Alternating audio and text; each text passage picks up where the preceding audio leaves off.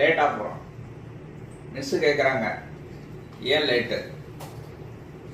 வழக்கமாக நம்ம ஸ்கூலில் என்ன சொல்லுவோம், லேட் ஆகிடுச்சு சார். அந்த ஏன் லேட்டுங்கிறத நம்ம ஃபைண்ட் அவுட் பண்ணோம்.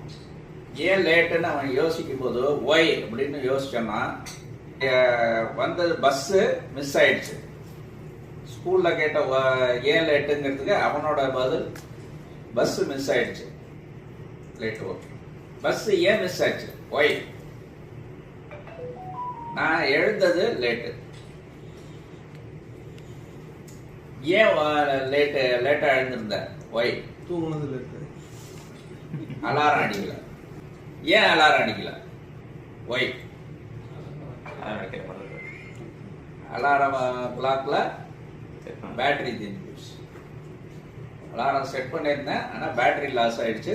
ஸோ இப்போ ஆக்சுவல் ப்ராப்ளத்தோட காசு எங்க இருக்கு? பஸ்ஸை மிஸ் பண்ணது மட்டும் ப்ராப்ளத்தோட காசு இல்லை.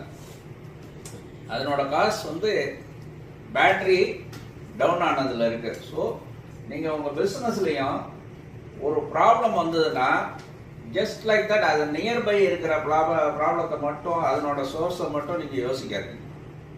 அது வந்து உங்களுக்கு இம்மீடியட் சொல்யூஷனாவோ அல்லது இம்மீடியட் ஒரு ஜஸ்ட்டு நம்ம ஃபீவர் வந்தால் ஒரு பேராசிட்டமாலை போட்டு அட்ஜஸ்ட் பண்ணுறோம் பாருங்க, அந்த மாதிரி தான் அது.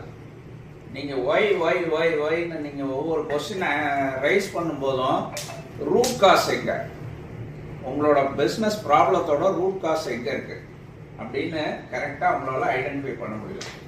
ரூட் காஸை வந்து நீங்கள் ஃபைண்ட் அவுட் பண்ணி அதை கிளியர் பண்ணாத வரையும் உங்களோட பிஸ்னஸ் ப்ராப்ளம்ஸு சால்வ் ஆகும். சின்ன சின்ன விஷயமா இருந்தாலும் சரி, பெரிய விஷயமா இருந்தாலும் சரி, இதுதான் ஒரே சொல்யூஷன். ஸோ ஒவ்வொரு டைமும் ஒய்ன்னு கேட்டுக்கிட்டே இருங்க உங்களுக்குள்ள. உங்களோட ப்ராப்ளம் பிஸ்னஸில் ஏன் ப்ரொடக்டிவிட்டி ஜாஸ்தி இல்லை? ஒய். ஏன் லாபம் ஜாஸ்தி இல்லை? ஒய். ஏன் என்னால் எக்ஸ்பேண்ட் பண்ண முடியல? ஒய். ஏன் என்னால் ஃப்ரான்ச்சைஸ் அதிகமாக கொடுக்க முடியல? ஒய். ஸோ அந்த மாதிரி ஒவ்வொரு இடத்துலையும் ஒய்ன்னு நம்ம கொஸ்டின் பண்ணும்போது நம்மளோட ப்ராப்ளத்தை கரெக்டாக ஃபைண்ட் அவுட் பண்ணுவோம். அதுக்கான சொல்யூஷன்ஸையும் நம்மளால் கண்டுபிடிக்க முடியும். இது லாங் டேர்ம் சொல்யூஷனாக அமையும். ஸோ அதனால் நம்மளால் ப்ரொடக்டிவிட்டி அண்ட் சக்ஸஸ்ஃபுல்லாக இருக்க முடியும். Thank you all.